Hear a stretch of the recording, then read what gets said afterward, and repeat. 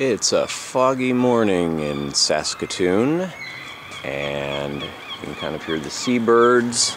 Unfortunately, it's probably too foggy to actually see the sleeping giant, which is the land formation out into the waters a ways. But here's where I spent the night. Not in the comic shop, but in one of the apartments over it up there. And that was a fun night visiting with Rob Jerome, and we're going to continue on. Winnipeg is next. Winnipeg, everybody. Okay, just a couple things to report here. One is we finally did spot a moose. Actually had been hit by a car lying on the side of the road, which does finally give some rationale to having signs like this, although I suppose that's a deer rather than a moose, but you get the idea. On the side of the road every couple of minutes announcing the presence of mooses. And we also passed a town and a lake called Wabigoon, W-A-B-I-G-O-O-N, I believe, and couldn't help but thinking that that must have been the inspiration for Garrison Keillor's Lake Wobegon, Lake Wabigoon. I can simply imagine him driving along and saying, "Oh, that sounds like," and the joke evolves from there, which becomes a constant joke that he plays for the rest of his life. For whom everyone seems to hold a mutual sense of loathing, the doctor. I've discovered that I very much enjoy the process of denigrating the medical profession, and as such have begun work on yet another doctor play, which will be opening soon. In this one, however, I was to play the role of the doctor himself. Through a series of misunderstandings, finds himself elevated to the role of doctor. He quickly discovers that he very much enjoys dispensing medical advice at random, all the while giving impromptu examinations to nubile young ladies.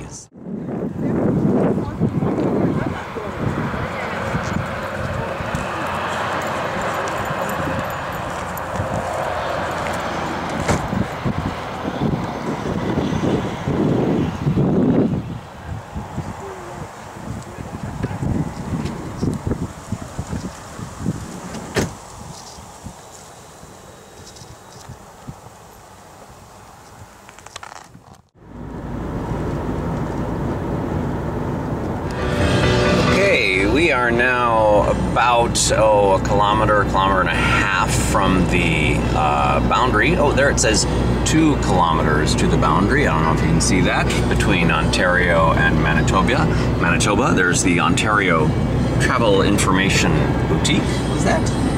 Anyway, but I'm just curious about one thing. I want to check out the sign that says Manitoba when we get to it, and I can just see it there over the hill.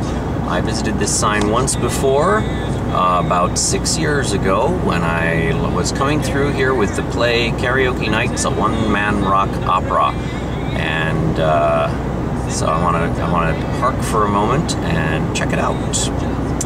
And this is the end of Ontario. We've been in Ontario traveling these whole 3 days, and finally have reached the far end of it. And here we're pulling over.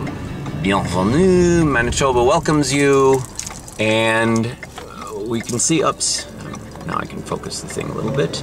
And the sign has been cleaned since the last time I was here, though it seems that some people have written on it.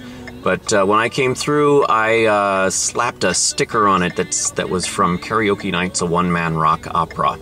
And just curious, out of all possibility that it might still be there, it's not. And so we move on to Winnipeg, which is another 100 miles from here, I believe. See you there. All right, we are here in Winnipeg. We are at the historical King's Head Tavern. We're going to pan around for just a moment to show you the King's Head Tavern. This is as empty as we have ever seen the King's Head Tavern. because it's usually packed with Fringe Festival goers. Oh, there's Robin Chase. We'll come back to him in just a moment. But this is the King's Head Tavern. This is where everything happens as the Fringe is going on, after the Fringe is going on. There's not only this floor, but there is a there's outside. You can see outside the King's Tavern there are tables out there. People gather there at some great length. By the way, while we're over there, let's look across the street. Across the street, this is the famous park where everything happens. That's where the beer tent is for the Fringe. And when the Fringe is happening, that place is rocking at the same time. But everybody ends up here at the King's Head Tavern. And oh, there's Robin. Oh, but wait a second. Let's go back here. Back here in that direction there, back towards the back, there is a door that leads to a staircase that leads upstairs to a room that is even bigger than this one that we're in here now. And that's generally packed with people as well. But let's get back and say hello to Robin Chase. Robin Chase, great to see you again. I haven't seen Robin in, I don't know, 4 years at least, and he is back from the dead, still with us, and oh, are we happy about that. Robin, what do you got to say for yourself? Are you talking to me? Are you talking to me? I'm talking to you. Oh, good. I'm glad to see that. I'm surprised you didn't mention that the upstairs room here at the King's Head Pub is the place where you won your Jenny review a few years ago. That's right. That's right. I won a Jenny Award review thing. With a donkey on a platform, which I still have with me. Not in the car with me, but in my stuff at home. In your stuff at home? You mean it's not mounted? It's not out on display? It is out on display, and it is mounted on its little kind of plywood block of wood. Yes, I treasure that thing. Oh, I'm glad to hear that. Yes. Well, that park that Tim was referring to is actually called Old Market Square, because that was the center park of the old Winnipeg, where they had a lot of trading of goods going on and entertainment, and the tradition has continued until this day. And of course, the big thing every year is the Winnipeg Fringe Theatre Festival. Right now, as he was filming that, you might have noticed that the park was rather full. That is because this weekend, just prior to the festival, which opens on Wednesday, we're having a reggae festival, which is rather unfortunate because we were going to go out there and tour around and show you everything where everything was supposed to go. Anyway, it's been nice to meet Tim again after all these years. Yes, I did disappear for a while. But then so did Tim, because he hasn't been back to the Winnipeg Fringe Festival. And I'm trying to get him to come next year for the 25th anniversary of our festival. And that's very tempting, I gotta say. Yes. Well, I'm going to start maybe an online campaign. There we go. To get Tim to come here. There we go. I think there should be a financial element to that campaign as well. Contribute, make it happen. Oh, you mean you're going to pay bribes? I will accept bribes. Oh, accept bribes? Yes, okay. Yes. Okay.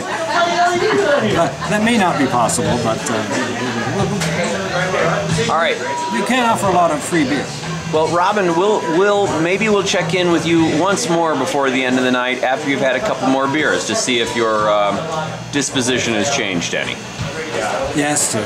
All right. Thank you for contributing to the Vlogging a Dead Moose. The Vlogging a Dead Moose, yes. Vlog. So we'll catch you later. All right, we have moved outside of the King's Head Pub, as you can see there. And as you probably can hear, we are right across from the big old reggae event thing happening over there.